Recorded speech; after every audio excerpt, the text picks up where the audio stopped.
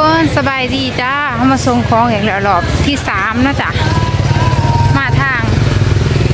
ไปยกคือเกาตอนนี้เขาก็สิไปส่งของให้ลูกค้านะจ๊ะหลานชูตรงยางทะลุเข้าไปเลยในซอยเป็นจะทำรังทยอยปิดร้านในข้างใน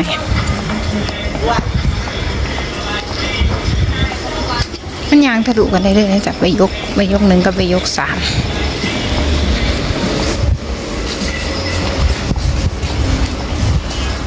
เสื้อผ้าร้านกางเกงอะไร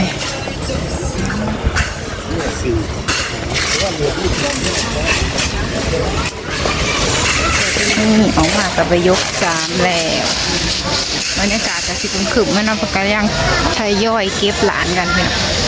มูหนามูลังกัน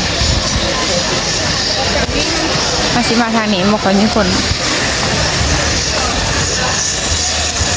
แต่ยามต้องแดงถ้าเจ้าก็จะเอาพวกเสือผ้าเจพวกกระเป๋านะพี่น้องมาเซลเดี๋ยวสิพาพี่น้องย่างมือแต่ตอนนี้ไปส่งของลูกค้าก่อนเนาะนี่เป็นการมาส่งของที่บ่เสียเวลาและก็บ่เสียโอกาสบ่พลาดโอกาสยังนะพี่น้องเอาบรรยากาศมาให้เบิ่งเพราะว่าปกติเฮาบ่ได้เข้ามาอยู่แล้วเนาะนอกจากมาส่งของ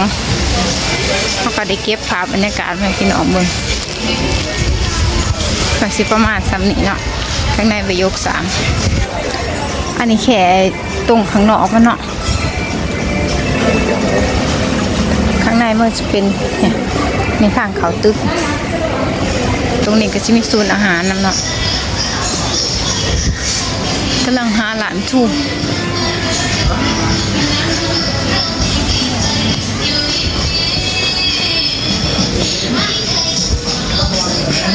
เสื้อผ้ามีหลายสไตล์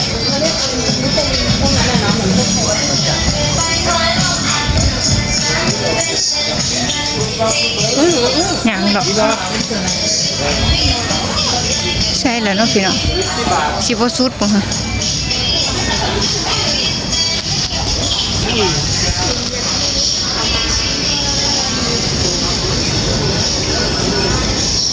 เบิ่งกันว่าถือบ่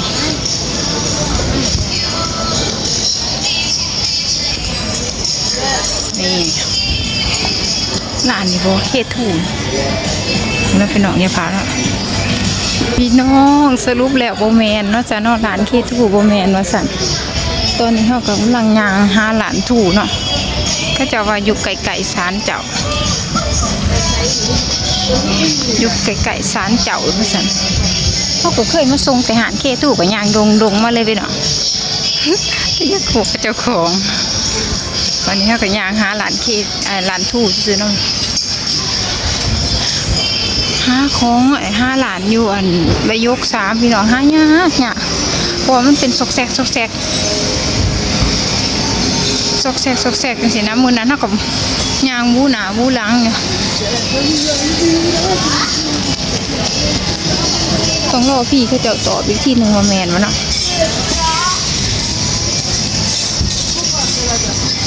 หันแตงโมอยู่นี่ก็มีแหนมก่อนพี่น้อง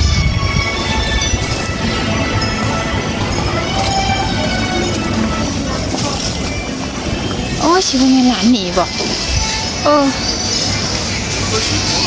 นี่ยามเป็นหลานหนีเนาะลูกเมนหาหนีอันนี้เนี่ยสุดท้ายคือหาหนีเนาะหาเสือตัวใหญ่เนาะโอเคเฮ็ดภารกิจเรียบร้อยกลับได้